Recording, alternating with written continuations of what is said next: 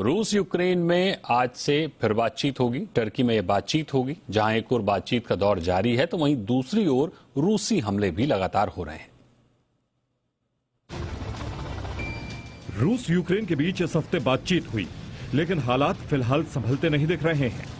रूस युद्ध में अपनी रणनीति बदल भी रहा है और यूक्रेन पर लगातार हमले भी कर रहा है। हालांकि यूक्रेन की जवाबी कार्रवाई जारी है, लेकिन उसका असर बहुत ज्यादा रूसी सेना पर होता नहीं दिख रहा है। ताजा तस्वीरें बताती हैं कि यूक्रेन के बाडियांस्क इलाके में रूसी हमले और तेज होने वाले हैं। रूसी सैनिकों का ये काफिला देखिए, ये काफिला कीव को घेरने वाले काफिले से अलग है। बाडियांस्क इलाके में रूस ने पहले भी कई हमले किए। हालांकि यहाँ यूक्रेन ने रूसी टैंकों को काफी नुकसान पहुंचाया था, लेकिन अब इन रूसी सैन्य काफिले को देखकर आप समझ सकते हैं रूस बाडियांस्क पर बड़ा हमला करने वाला है।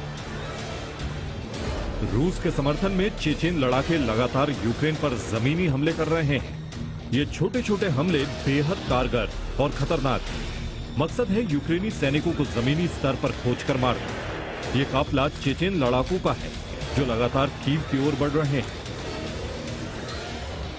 अब तबाही की इन तस्वीरों को देखिए। ये तस्वीरें मारियोपोल की हैं, जहां रूस ने जोरदार हमले किए थे। इन तस्वीरों को देखकर आप समझ सकते हैं कि रूस ने यूक्रेन में कैसी तबाही मचाई है। कभी यहाँ बैंक और बाजार हुआ करते थे, अब सब तबाह हो चुका है।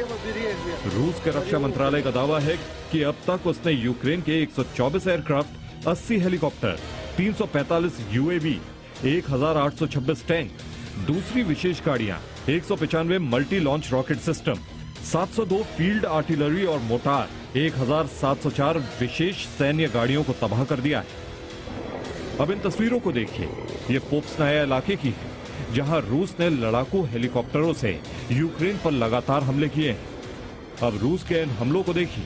रूस ने यूक्रेन सैन्य भंडार पर हमले किए और इस हमले की लाइव मॉनिटरिंग की। अब इन तस्वीरों को देखिए जो विचलित करने वाली हैं और बताती हैं कि इस युद्ध में कितने लोगों को अपनी जान गंवानी पड़ी है। मृतकों को लगातार प्लास्टिक बैग में पैक करके ले जाया जा रहा है।